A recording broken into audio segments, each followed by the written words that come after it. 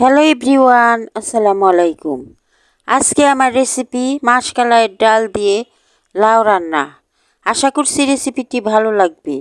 এই মাশকালাইয়ের ডালটা এতই মজার হয় যে এটা থাকলে মাছ মাংস কিছুই দরকার পড়ে না। পুরা ভাতটা এই মাশকালাইয়ের ডালটা দিয়েই খাওয়া হয়ে যায়। যদি আমার রেসিপিগুলো আপনাদের ভালো লাগে তাহলে একটা লাইক দিয়ে সাবস্ক্রাইব করে আমার পাশে থাকবেন আরও নতুন নতুন ভিডিও পাওয়ার জন্য। তাহলে শুরু করি। এখানে আমি লাউ কেটে নিয়েছি। লাউগুলা টুকরো টুকরো করে কেটে নিয়েছি। ভালো করে ধুয়ে পরিষ্কার করে নিয়েছি।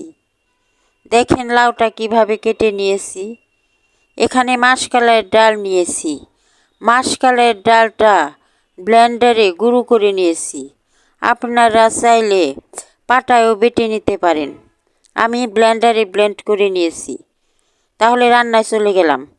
চুলায় একটি কড়াই বসিয়ে দিলাম। কড়াইয়ে অল্প পরিমাণ সয়াবিন তেল দিয়ে দিলাম। কাঁচামরিচ পেঁয়াজ কেটে রেখেছি তা তেলের মধ্যে দিয়ে দিলাম। পেঁয়াজটা নেড়ে চেড়ে হালকা ভেজে নিব। পেঁয়াজটা আমার ভাজা হয়ে গেছে। এখন এর মধ্যে আমি অল্প পানি দিয়ে দিব যাতে পেঁয়াজটা পুড়ে না যায়। পানি দেওয়ার পর স্বাদ মতো লবণ দিয়ে দিলাম। আধা চামচ হলুদের গুঁড়া, আধা চামচের কম মরিচের গুঁড়া, আধা চামচের বেশি ধনিয়ার গুঁড়া দিয়ে দিলাম। 1.5 চামচ আদা রসুন বাটা আমি দিয়ে দিলাম। এখন মশলাগুলা একটু নেড়ে চেড়ে পানির সাথে মিশিয়ে নিলাম। কেটে রাখা লাউ আমি এই মশলার সাথে দিয়ে দিলাম। এখন লাউটা নেড়ে চেড়ে মশলার সাথে আমি মিশিয়ে নিব। লাউটা নেড়ে চেড়ে মিশিয়ে নেওয়ার পর আমি পানি দিয়ে দিলাম। পানি দিয়ে আমি ঢাকনা দিয়ে ঢেকে 3-4 মিনিট রান্না করব। 3-4 মিনিট পরে ঢাকনা উঠিয়ে আমি লাউটা নেড়ে দিব। লাউটা নেড়ে দেওয়ার পর আবারও ঢাকনা দিয়ে ঢেকে দিব 4-5 মিনিটের জন্য। 4-5 মিনিট পরে আবারও ঢাকনা উঠিয়ে আমি লাউটাকে আবারও নেড়ে দিব। এখন পানি শুকিয়ে গেছে। এখন ঝোলের জন্য আমি পানি দিয়ে দিব। পানিটা গরম। আমি আগের থেকেই পানি গরম করে রেখেছি। এখানে গরম পানি দিতে হবে। পানি দেওয়ার পর যে ডালটা আমি গুঁড়ো করে রেখেছি তা এই লাউয়ের মধ্যে ছিটিয়ে দিয়ে দিলাম।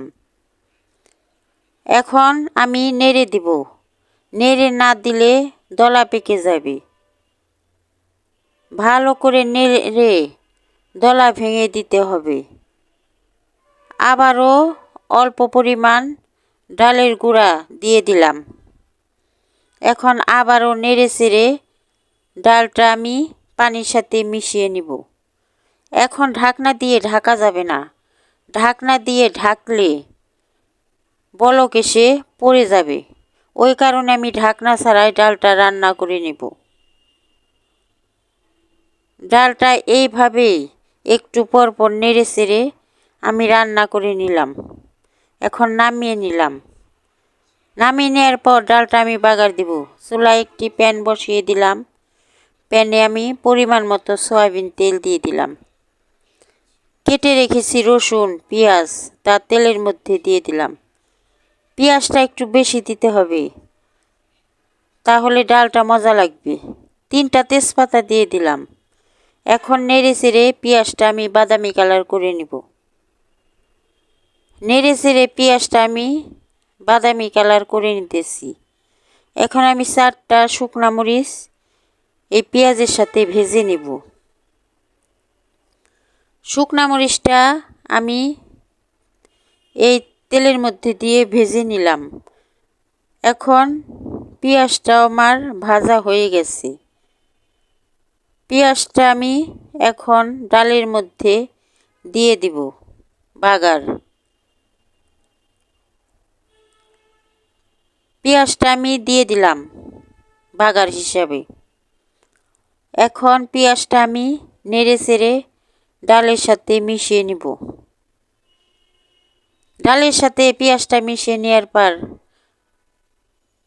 ধনিয়া পাতা রেখেছি, তা ছিঁড়ে ছিঁড়ে এই ডালের মধ্যে দিয়ে দিলাম। ধনিয়া পাতা দেওয়ার পর 2-3টা বলক আসার পরে আমি ডালটা চুলার থেকে নামিয়ে নিব। ডালটা আমার একদম রান্না হয়ে গেছে। ডালটা আমি এখন নামিয়ে নিব।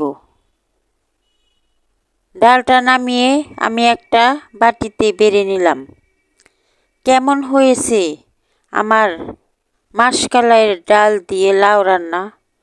যদি আমার রেসিপিটি আপনাদের ভালো লাগে তাহলে একটা লাইক দিয়ে সাবস্ক্রাইব করে আমার পাশে থাকবেন।